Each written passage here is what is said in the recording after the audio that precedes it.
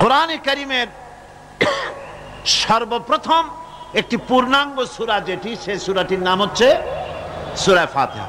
এর আগে যত সূরা নাজিল হয়েছে রাসূল করিম সাল্লাল্লাহু আলাইহি সাল্লামের কাছে তা ছিল 10 আয়াত, 20 আয়াত, 30 আয়াত এরকম করে করে, কিন্তু পূর্ণাঙ্গ সূরা হিসাবে হুজুরের কাছে প্রথম যে সূরাটি নাজিল হয় সেই সূরাটির নাম হচ্ছে সূরা ফাতিহা। আর এই ফাতিহার এটা গ্রন্থের প্রারম্ভিকা হিসাবে রাখা হয়েছে বলে এই সূরাটির নাম হচ্ছে আল ফাতিহা, সূরাতুল ফাতিহা অথবা ফাতিহাতুল কিতাব। যার সাহায্যে কোনো জিনিসকে উদ্বোধন করা হয়, শুরু করা হয়, সেটার নাম হচ্ছে ফাতিহা। সূরা ফাতিহার একটা নাম না, বরং এর অনেকগুলি নাম আছে। সূরা ফাতিহার কম বেশি 22টি নাম পাওয়া যায়, আবার তাফসিরে রুহুল মানিতে এর 40টি নাম বলা হয়েছে। সূরা ফাতিহা অত্যন্ত ফজিলতপূর্ণ একটি সূরা, বরকতপূর্ণ সূরা। এই সূরাটির এক নাম হচ্ছে ফাতিহাতুল কিতাব, মানে হচ্ছে কোরআন কুঞ্জিকা, কোরআনের চাবি অথবা কোরআন প্রারম্ভিকা। এটাকে বলা হয়েছে উম্মুল কিতাব,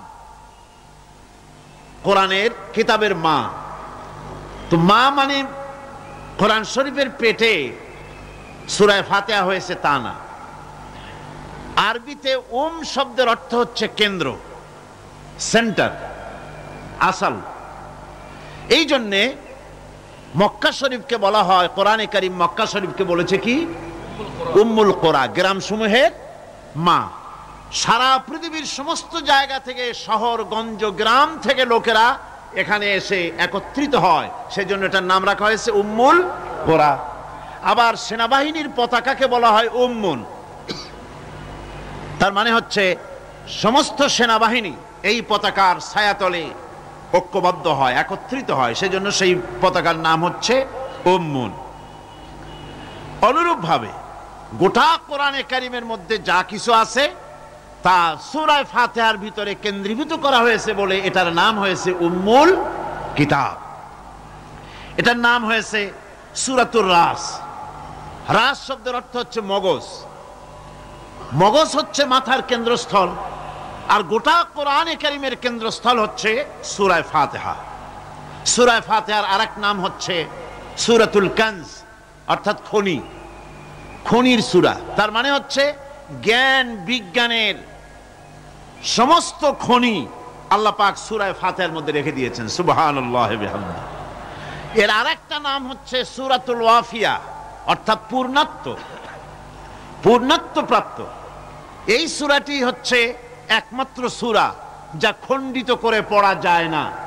কোরআন শরীফের যে কোনো সূরাকে অংশবিশেষ তেলাওয়াত করে নামাজ পড়তে পারেন, অংশবিশেষ পড়তে পারেন, কিন্তু সূরা ফাতিহা হচ্ছে এমন একটি সূরা যে সূরা খণ্ডিত করে পড়া যায় না। পড়তে হলে সবটাই পড়তে হবে, এজন্য এটার নাম হচ্ছে পূর্ণত্ব প্রাপ্ত। এটাকে বলা হয়েছে আসাসুল কোরআন, অর্থাৎ কোরআনের ভিত্তি।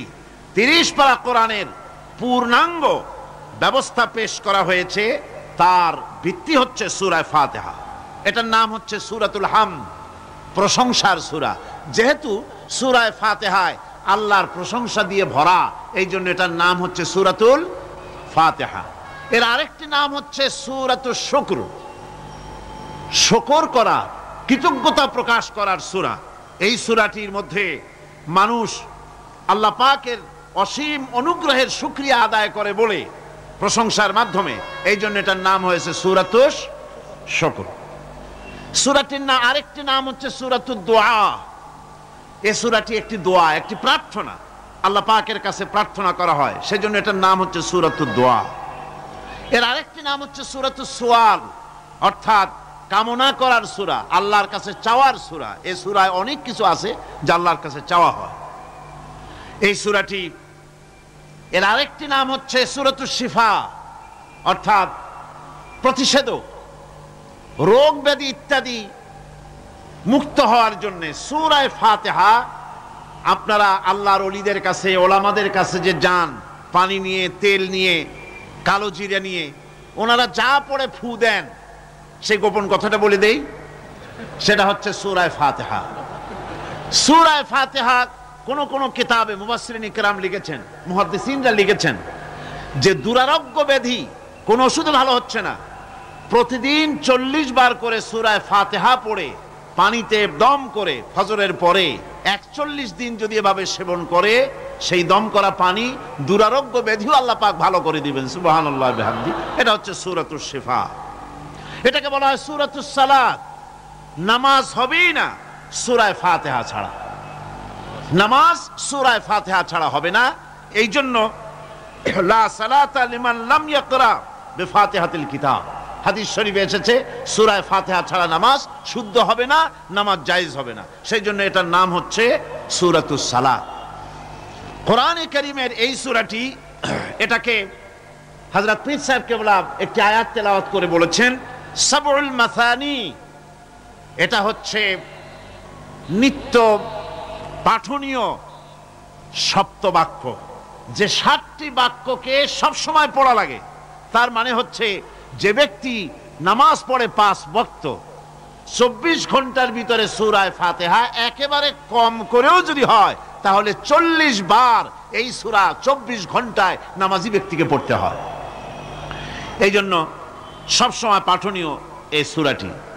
সূরাটি মোট অক্ষর সংখ্যা হচ্ছে 113, শব্দ সংখ্যা হচ্ছে 25টি। এটি হচ্ছে সূরা ফাতিহা। একটি রুকু, 7টি আয়াত। নাজিলের অবতীর্ণ হওয়ার স্থান হচ্ছে মক্কা আল মুকাররমা। রাসূল করিম সাল্লাল্লাহু আলাইহি ওয়াসাল্লামের মক্কি জিন্দেগিতে সূরাটি অবতীর্ণ হয়। শুরু হচ্ছে সূরা ফাতিহা। আলহামদুলিল্লাহি রাব্বিল আলামিন। সূরা ফাতিহা আমি বলি এটি যেন একটি অভিনন্দন পত্র। এটি কি? অভিনন্দন পত্র। বান্দা দিচ্ছে তার রবকে, রবের ভাষায় শেখানো অভিনন্দন পত্র বান্দা তার রবকে প্রকাশ করছেন, দিচ্ছেন। অভিনন্দন পত্রে 3টা জিনিস থাকে, আপনারা লক্ষ্য করে শুনলে বুঝতে পারবেন ইনশাআল্লাহ। একবার ভাবুন যে কত বড় কথা 30 পারা কোরআনের মধ্যে যা আছে তার সবটা আল্লাহ পাক তার সারাংশ সূরা ফাতিহায় ঢুকাইছেন। তাহলে এটা জিনিসটা কি এটা বুঝতে হবে, এবং সেই ধরনের অন্তর নিয়ে মন নিয়ে বসতে হবে আর বুঝতে চেষ্টা করতে হবে। আমি ধীরে ধীরে আপনাদের সামনে পেশ করব ইনশাআল্লাহ।